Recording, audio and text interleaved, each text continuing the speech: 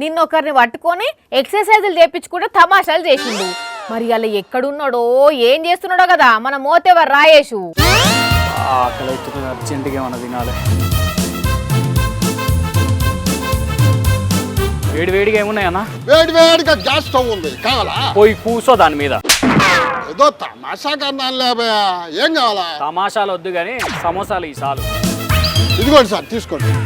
ఏంది ఇది? పేపర్ ఏది? పేపర్ కావాలా? ఆ. ఇదిగో.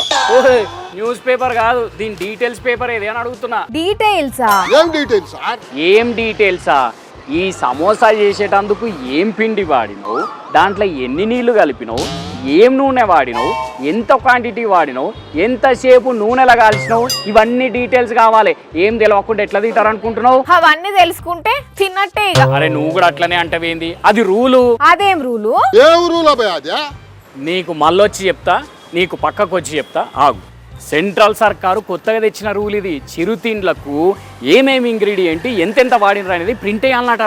అంటే ఎట్లా? ఇప్పుడు సిగరెట్ డబ్బాల మీద ఇవి తాగడం హానికరం అని ప్రింట్ వేసి ఉంటుంది కదా, అట్లా సమోసాలు, పునుగులు, పిజ్జాలు, బర్గర్లు, వడాపావులు, కూల్ డ్రింకులు ఏదన్నా కానీ చిరుతిండ్లు అమ్మేటోళ్ళు ఆ చిరుతిండ్లు తయారు చేయడానికి ఏమేమి ఇంగ్రీడియంట్స్ ఎంతెంత మోతాదులో వాడినరని క్లియర్గా బోర్డు పెట్టుకోవాలన్నట.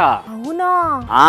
ఆల్రెడీ నాగ్పూర్లో ఉన్న all India institute of medical సైన్సెస్లో అమలు చేస్తున్నారట కూడా దీన్ని. సడన్ గా ఎందుకు ఇట్లా? ఇట్లాంటి ఆయిల్ ఫుడ్ తినడం వల్లనే క్యాన్సర్లు వస్తున్నాయట, స్థూలకాయం పెరుగుతున్నదట, గుండె జబ్బులు వస్తున్నాయట, బీపీలు, షుగర్లు పెరుగుతున్నాయట. అందుకని కేంద్ర ఆరోగ్య శాఖ ఈ నిర్ణయం తీసుకున్నది. దీనికి తోడు గవర్నమెంట్ ఆఫీసుల్లో వాడే లెటర్ హెడ్లు, కవర్లు, నోట్ ప్యాడ్ల మీద కూడా ఏ తిండి తింటే మంచిది అనే విషయం ప్రింట్ వేసి పెడతారట. ఇవి తింటే మంచిది కాదని ఆల్రెడీ పబ్లిక్ కి తెలుసు కదా.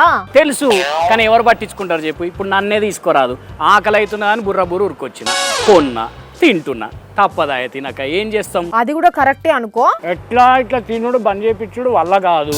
దానికి తోడు ఇంకొన్నేళ్లలో దేశంలో ఉన్న 40 కోట్ల మందికి చిన్న పెద్ద అని తేడా లేకుండా స్థూలకాయం వచ్చే అవకాశం ఉన్నదట. అందుకని కేంద్ర ఆరోగ్య శాఖ ఇట్లా నిర్ణయం తీసుకొని ఇదంతా ప్రచారం చేయాలని చూస్తున్నారు అన్నట్టు. అట్లాంటప్పుడు మొత్తానికే బ్యాన్ చేస్తే అయిపోతుంది కదా. భలే జోకేస్తావు నువ్వు. సిగరెట్, మద్యపానం ఆరోగ్యానికి హానికరం అని యాడ్లు వేస్తారు కానీ మొత్తానికి బంద్ పెడతారా ఏంది?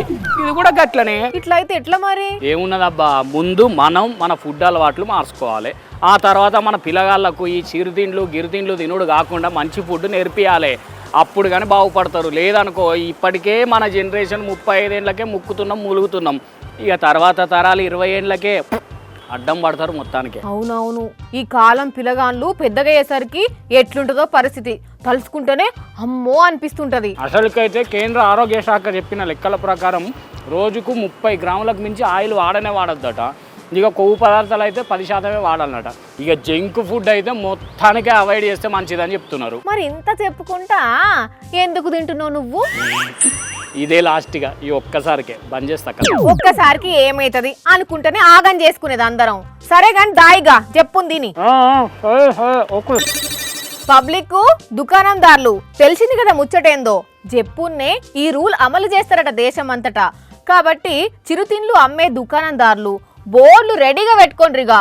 పబ్లిక్ జర ఆయిల్ ఫుడ్, జంక్ ఫుడ్, మైదా గీదా బంద్ పెట్టి మంచి బుబ్బ తినుడు షురూ చేయండి. లేకుంటే అటెంక ఇబ్బంది పడవలసి వచ్చేది మనమే పైలం.